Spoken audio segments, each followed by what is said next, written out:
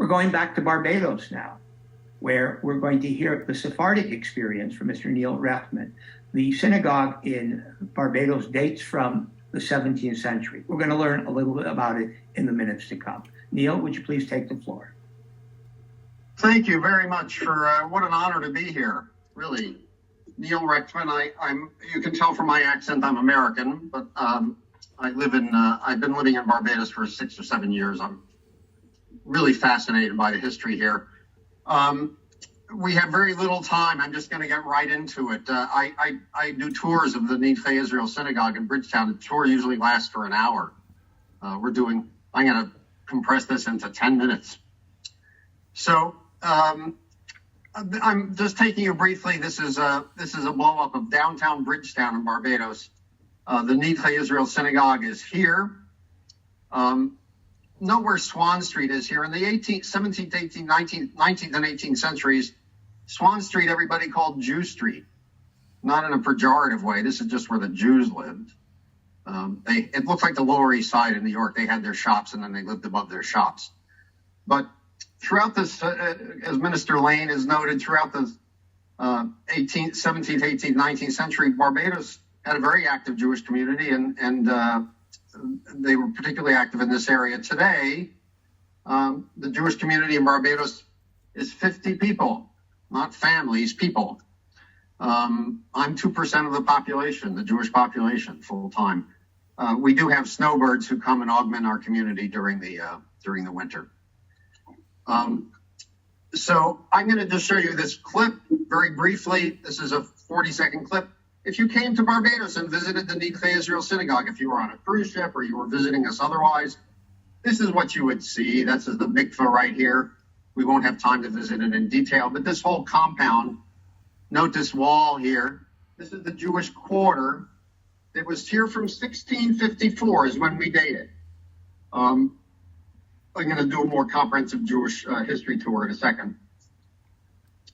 I'm just going to show you briefly the building that we're in right now. This is the restored synagogue.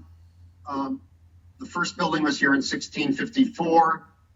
As Minister Lane noted, it came down on a hurricane in 1831. It was rebuilt in 1834, and this is the 1834 synagogue. It was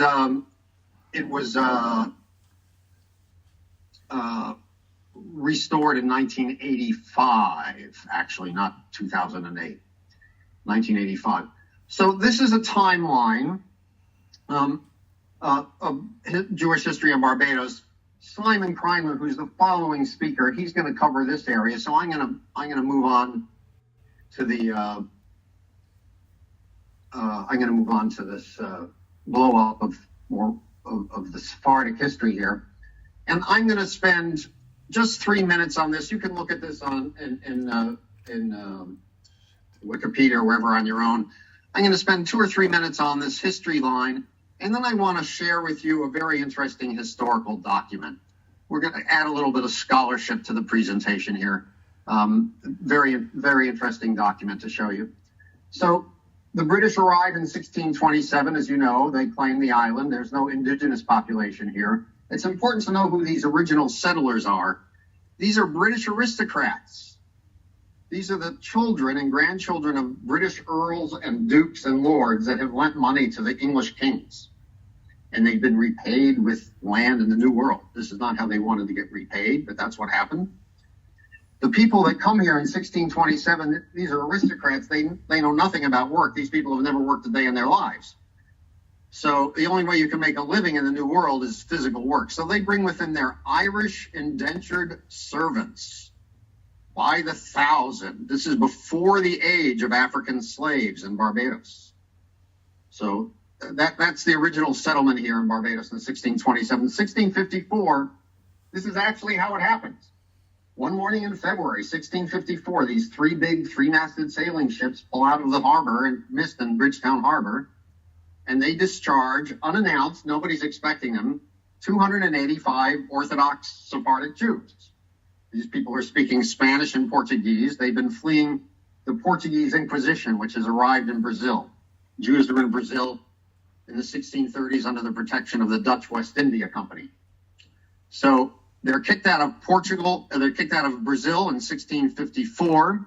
A lot of those ships go back to Amsterdam. 3 come to Barbados.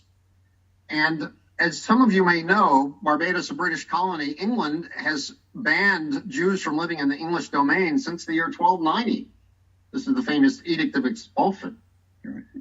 So the big question becomes, why would 300 Jews suddenly arrive on the doorstep of a British colony? It's because they had a pass, a legal pass, that had been given to them, it's a letter of safe passage by Oliver Cromwell, the Protestant leader of England.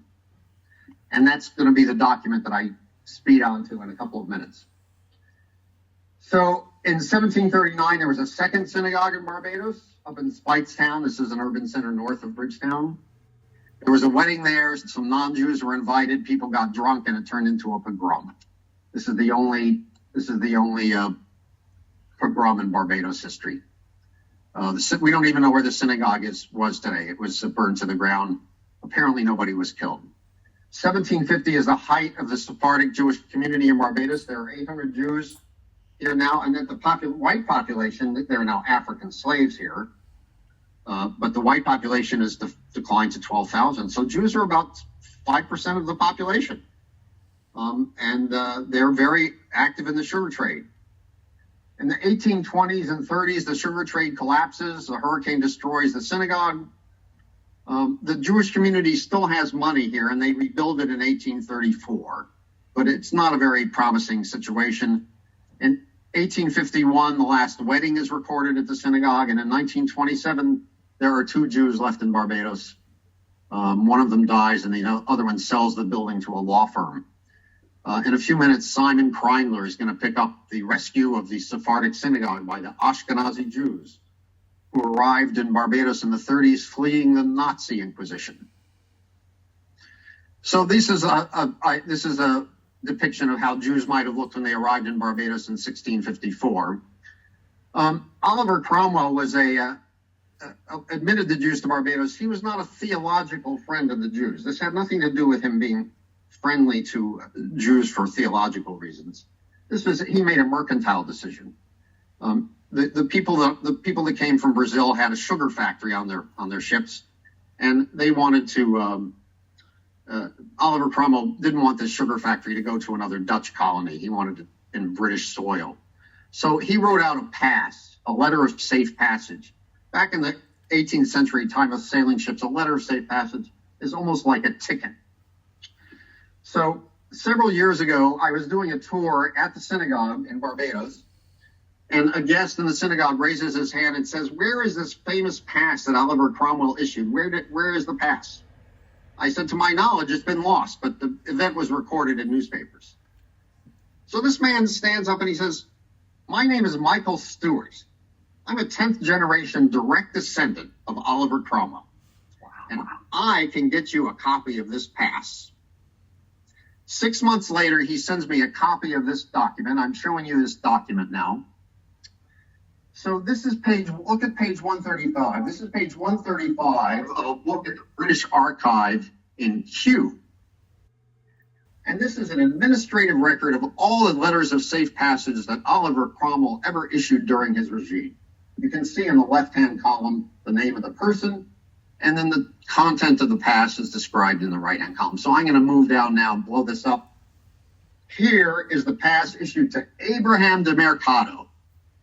This man is listed as the president of the Jewish synagogue in Recife, Brazil in 1650.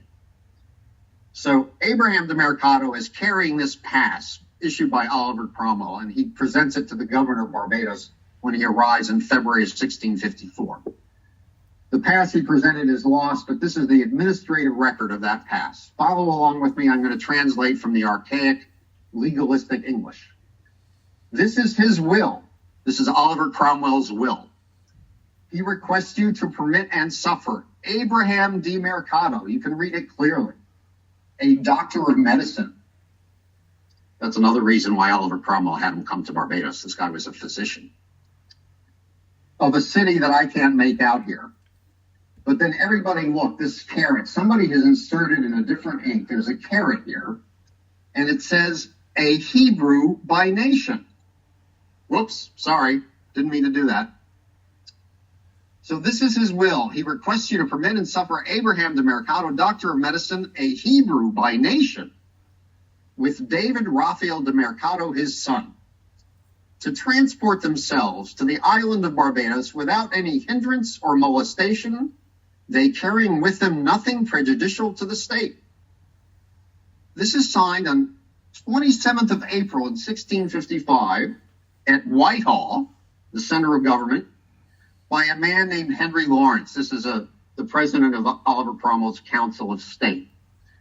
So I'm an amateur historian, but to my way of thinking, this is the very first written record. If anybody knows anything different, please let me know. Tell me. This appears to be the very first written record of Jews being legally permitted back into the British domains since the Edict of Expulsion in 1290.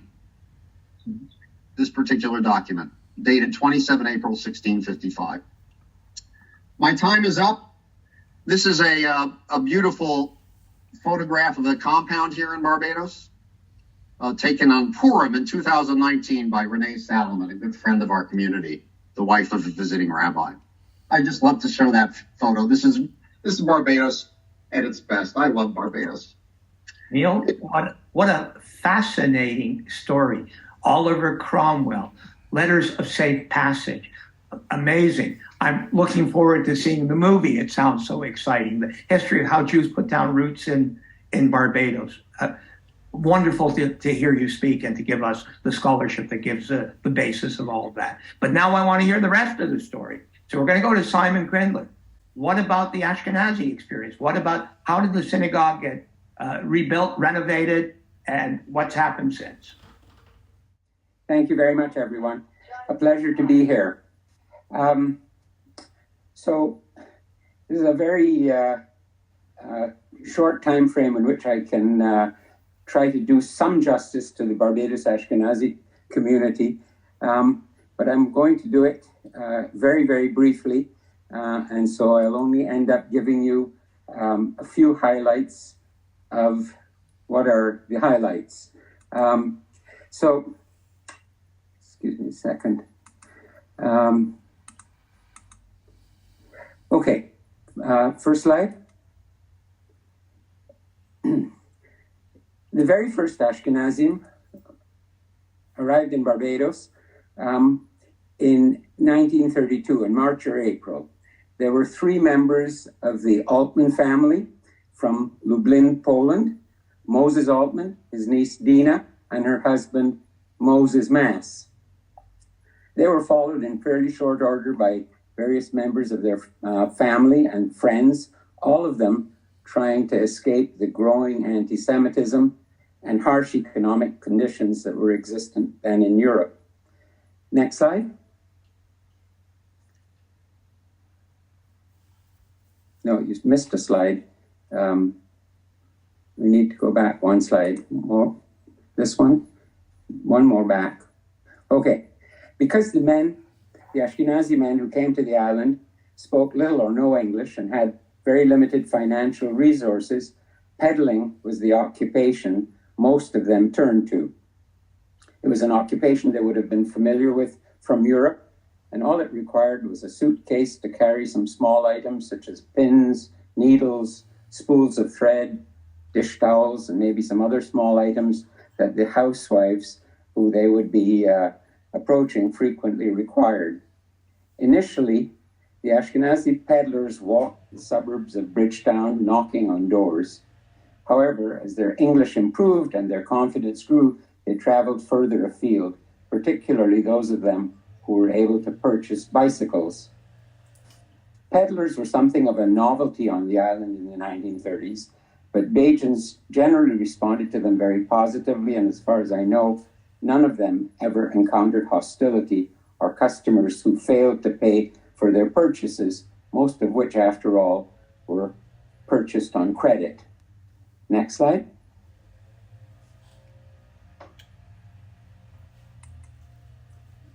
By the time this photo was taken in the late 1930s, Moses and Hinda Altman's family had all arrived on the island. Next slide. The Altmans' good friends The Bernsteins arrived later in 1932. Next slide. And the Corns also arrived later that year, accompanied by their daughter Mary. Next slide.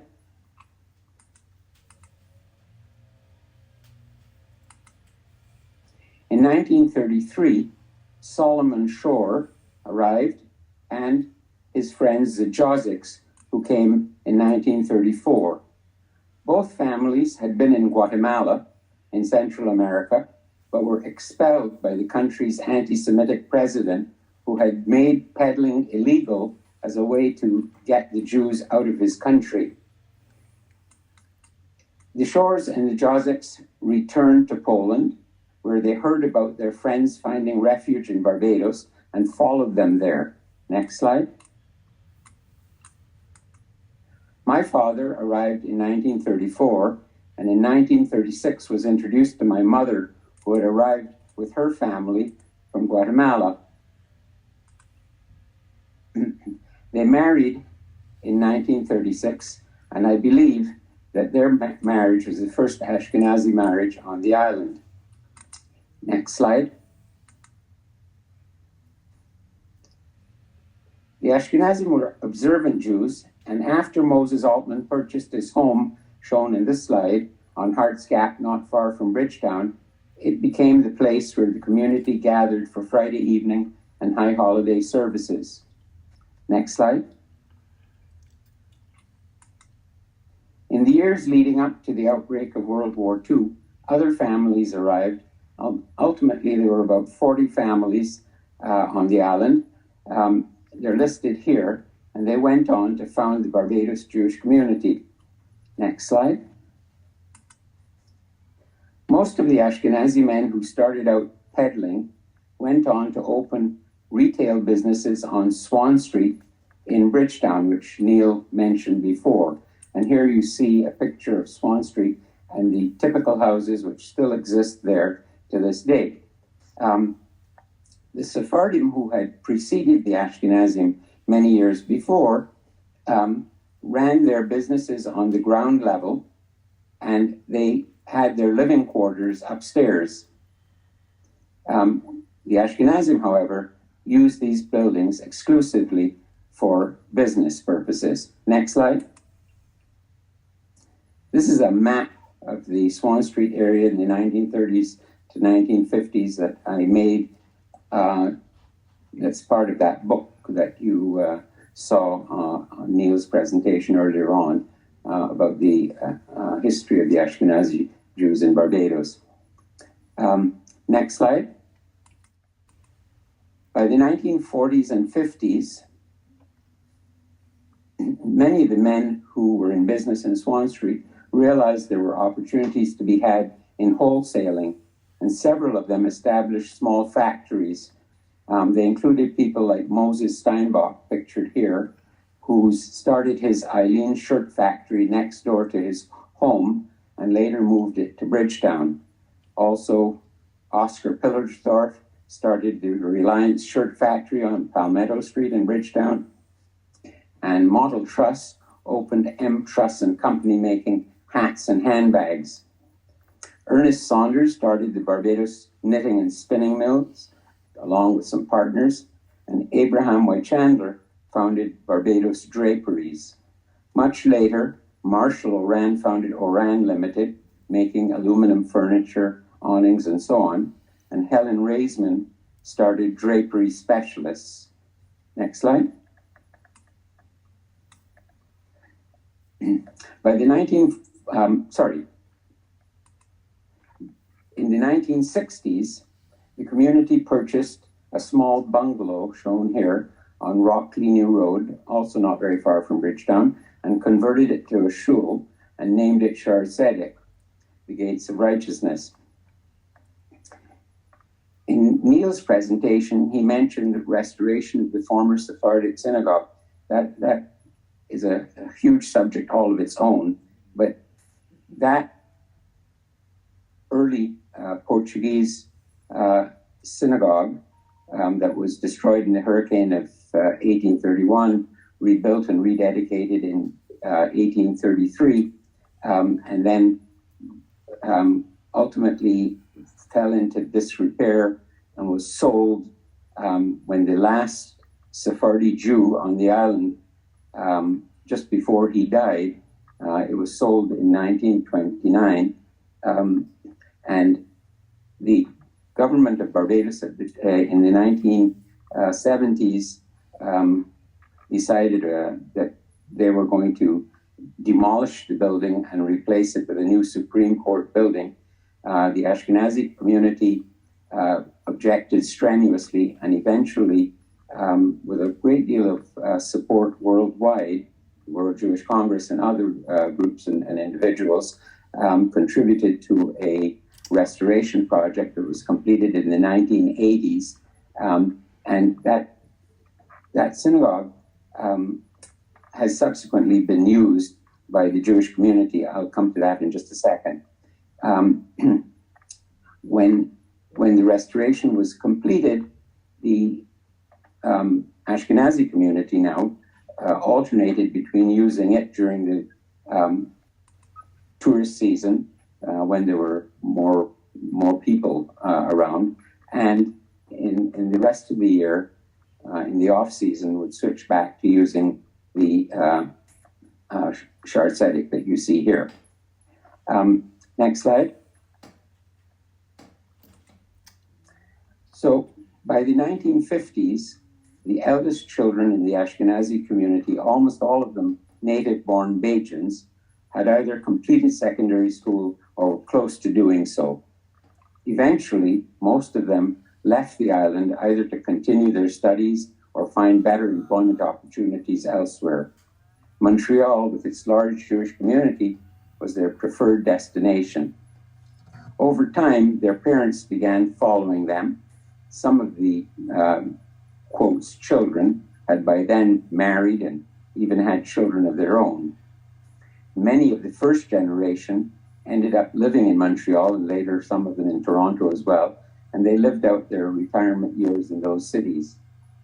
Today, as Neil has mentioned to you previously, the Barbados Jewish community is made up of a very small group of children and grandchildren or grandchildren of the original Ashkenazi families, some regular winter visitors to the island, a small number of immigrants like Neil, and an even smaller number of Bajans who have converted to Judaism. Next slide. So a number of years ago, I managed to get a hugely positive response from the children of those original Ashkenazi members and families who agreed to write their parents' stories of how they had left Europe, come to Barbados, and what their life in Barbados had been like, and also write their own stories about what life was like for them growing up on the island, which of course was very different from their parents' stories. I put those stories together with a great deal of help from others, including my wife, who did a lot of editorial work. And we also included a bunch of stories of a diverse group of other Jewish families who came to the island after World War II, many years after World War II in most cases, and put together this book, which was like a tribute to people of my parents' generation and their contemporaries, as well as their children. Anyway, that is my story, and I thank you very much. Thank you, Simon. Thank you both, the gentlemen. You've given us a real flavor of Jewish history in Barbados, going back almost to the founding of the first English settlement. Simon, I have a question for you. Where can you get your book? Is it for sale on Amazon or online, or how do we get it? Both those books that showed on Neil's slide, this one and the other one about the Sephardi Jews, are available on Amazon. Yes. Great. And Neil, can I ask you a question? I presume with a community of 50, the synagogue is not open except maybe on weekends or high holidays, but Minister Lane referred to snowbirds. Is there a big influx of Jewish tourists into Barbados during the winter? Does that really increase the numbers using the synagogue? It does, but I don't want to, I say we're 50 members, we're very dedicated. And our minhag, our tradition, is we don't don't try to put together a Saturday morning Torah reading because we really don't have the skill set for that.